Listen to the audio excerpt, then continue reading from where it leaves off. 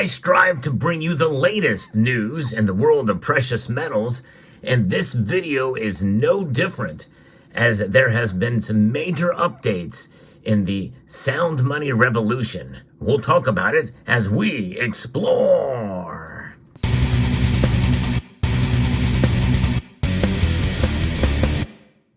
There are two states that have major updates in legislation that is starting to recognize gold and silver as money. And this is stories that I've been following for a while now. I'm probably the one channel that has been keeping you up to date with the latest news with regards to what states are doing in their legislative efforts to recognize gold and silver as money. This is so important, folks, because as the Federal Reserve just continues to really devalue the dollar with inflation, and with a lot of economic uncertainty out there, the weaponization of the dollar and de-dollarization by other nations, the dollar is in trouble. Much to the chagrin of many economic analysts out there, the dollar is certainly on the decline, much as our nation is here. So it's up to states, the United States individually, are working based off of the authority that they have in the Constitution, Article 1, Section 10. So this is the latest coming out of Wisconsin. The Wisconsin Senate has given final approval to a bill that would eliminate sales tax on gold and silver bullion. Passage into law would relieve some of the tax burdens on investors. It would also eliminate one barrier to using gold and silver in everyday transactions, a foundational step for people to undermine the Federal Reserve's monopoly on money, according to the 10th Amendment Center's press release on this. Representative Shay Shortwell and a large coalition of co-sponsors introduced House Bill AB 29 last year in 2023. The legislation would create a sales and use tax exemption for precious metals bullion. The bill defines precious metal bullion as coins, bars, rounds, or sheets that contain at least 35% gold, silver, copper, platinum, or palladium. Yes, that includes Arium notes as well. On March the 12th, the Senate passed AB 29 by a 23-9 vote. The House previously passed AB 29 by an 86-12 vote. The bill now moves to Governor Tony Evers' desk for consideration.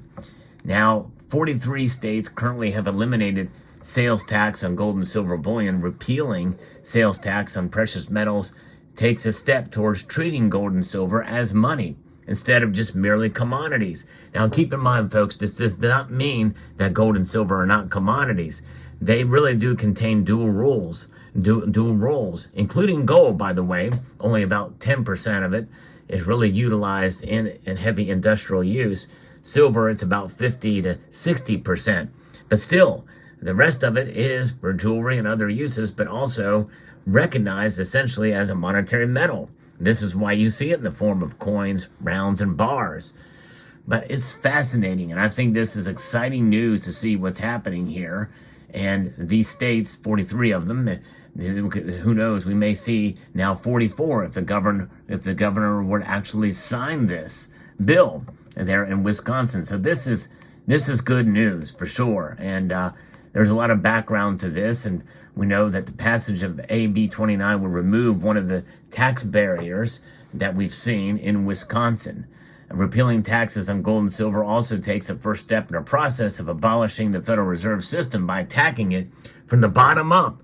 This is one of those situations where instead of top down, bottom up is a way for it to work, to kind of undermine the Federal Reserve's monopoly on our money. It pulls the rug out from under it by working to make its functions irrelevant at the state and local levels and setting the stage to undermine the Federal Reserve monopoly by introducing a competition into the monetary system. And so Governor Evers will have 6 days from the date of AB 29 is transmitted to his desk to sign or veto the legislation, and the clock is ticking on that. If he takes no action, none whatsoever, the bill will be pocket vetoed, unlike what happened in New Jersey, where that governor had to take action. If he didn't take action, then the bill would pass. In this case, if he takes no action, the bill would be pocket vetoed. What is a pocket veto? A pocket veto means that you cannot override what he has done. I think that's a ridiculous rule, legislative rule, but each state has their own rules for that type of thing. So he could just forget to do it, or maybe find it not important. Let's hope that he will sign it. I would encourage you, if you live in Wisconsin, please contact the governor's office and encourage him to sign the bill. Sign the bill. We need to see progress. We need to add a 44th state there. Now, that's just one state. Let's move to the next state. We're talking about Oklahoma. You've heard me report on Oklahoma before. This is an update. We saw just recently the Oklahoma House pass a bill that would clarify and expand the definition of gold and silver as legal tender in the state and eliminate state capital gains tax on gold and silver specie. As we've seen in Utah, this could jumpstart the use of gold and silver as money. Utah is the most advanced state with that regard, no question, although we have some states that have other actual bullion depositories like Texas, which I think that's going to be the ultimate end, essentially setting up their own central bank in a sense, with gold and silver being in their reserves. That's exciting, folks. In 2014, Oklahoma took the first step and declared gold and silver coins issued by the United States government as legal tender in the state of Oklahoma. That law now also expanded the sales tax exemption on gold and silver. Representative Cody Maynard filed House Bill 3027 in 2024 here in this year to improve and clarify the definition of specie legal tender. Under the revised definition, specie legal tender would be defined as specie coin issued by the United States government or specie that an Oklahoma court rules to be within state authority to make or designate as legal tender. So in other words, an Oklahoma court could say that these coins, both gold and silver, pure gold and silver coins, could be, by a court, deemed as legal tender. So these states are approaching some of these differently, but my feeling is any product, anything, as long as it's gold and silver, even if it's not marked like this self-poured silver bar here, I think it would be nice to see if anything could be considered legal tender from any country, as long as it's marked 999 fine and recognized. Why not?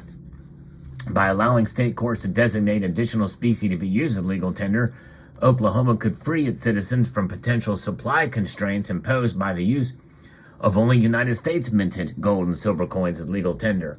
More importantly, the people of the state of Oklahoma will be able to define what specie is considered a constitutional tender, further distancing themselves from potential control of their money by Washington, D.C. On a side note, Oklahoma is becoming more influential. Oklahoma City has a proposal right now to create the nation's tallest building, or near one of the tallest buildings, maybe the second tallest. That's pretty exciting.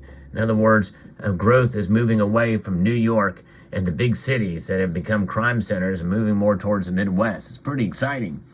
HB 3027 also includes a contract clause under which, if a valid contract expressly designates a type or form of specie as tender, then an Oklahoma court asked to adjudicate the breach of such a contract shall require, as a remedy for the breach, the specific performance of tendering the type of form of specie specified in the contract. The wording would reaffirm the court's ability to require a specific performance when enforcing such contracts. If voluntary parties agree to be paid or to pay in gold and silver coin, the Oklahoma courts could not substitute anything other than the Federal Reserve's notes as payment. Utah, again, led the way in reestablishing constitutional money in 2011. They led the way there. Wyoming and Arkansas have followed Utah's lead with Oklahoma and have seen the practical effect and have reported on those. And so this is something that has occurred recently in the House, passing by an 81-10 measure. So it's pretty exciting here. And what's the next step for this? It will now move to the Senate for further consideration, where Senator Nathan Dahm will carry the bill.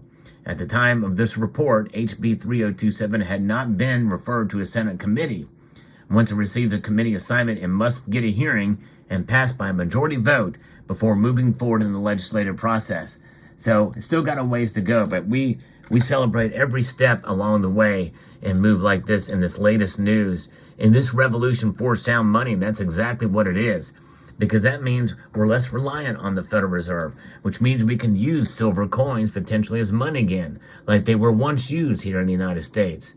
It's pretty exciting. I think this is something that I hope you enjoy getting updates like this. If you do enjoy the content like this, I hope you will consider subscribing to the channel if you have not done so already, and press that like button if you find value in the content I provide here.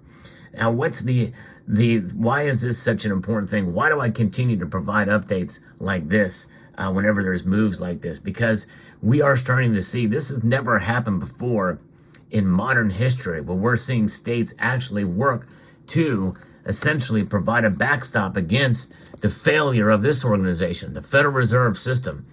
Really, in a sense, it is corrupt.